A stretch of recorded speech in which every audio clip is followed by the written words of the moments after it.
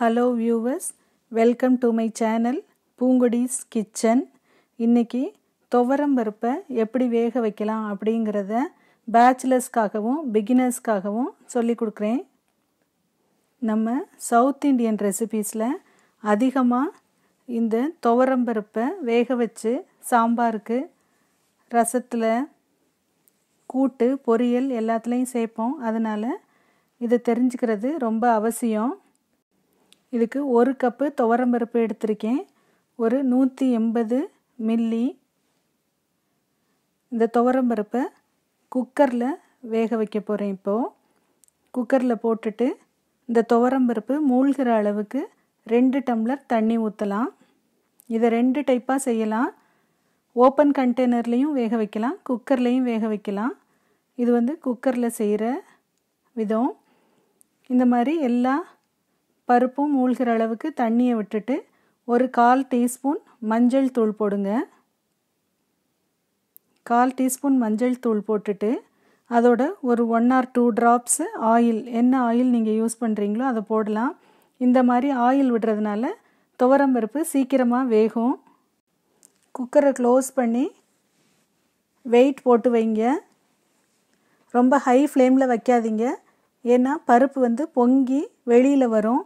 அதனால லோ ஃப்ளேம்ல இல்லனா மீடியம் ஃப்ளேம்லயே வச்சு வேக வைங்க. ஒரு விசில் வந்த உடனே ஆஃப் பண்ணிரலாம். அந்த ஸ்டேஜ் வந்து கரெக்ட்டா இருக்கும். ஒரு 10 minutes பிரஷர் ரிலீஸ் ஆற வரைக்கும் வெயிட் பண்ணிட்டு ஓபன் பண்ணி பாருங்க. இப்போ துவரம் பருப்பு வெந்திருக்கிற ஸ்டேஜ் வந்து ரொம்ப கரெக்ட்டா இருக்கும் சாம்பாருக்கெல்லாம் சேர்க்கிறதுக்கு. பாருங்க, முழுசாவும் இருக்கு பருப்பு, அதே டைம் வந்து நல்லா வெந்து இருக்குது. இந்த மாதிரி வேக வச்சீங்கன்னா இத சாம்பாருக்கு பச்சடிக்கு எல்லாம் சேர்க்கிறதுக்கு கரெக்ட்டா இருக்கும்.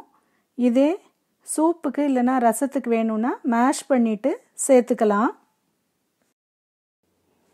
இது வந்து குக்கர்ல வேக வச்சிருக்கோம். இதையே ஓபன் கண்டெய்னர்ல வேணாலும் வேக வைக்கலாம். அதுக்கும் அதே அளவு தான் பருப்பு.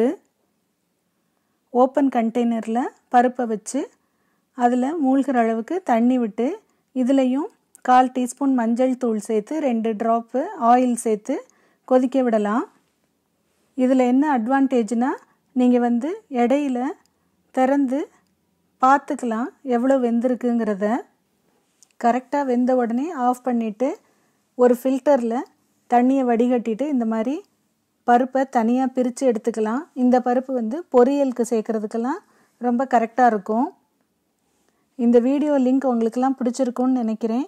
இன்னும் இத போல வீடியோஸ் பார்க்கணும்னா என்னோட சேனலை லைக் பண்ணுங்க, ஷேர் பண்ணுங்க, சப்ஸ்கிரைப் பண்ணுங்க, மறக்காம கமெண்ட் பண்ணுங்க. Thank you.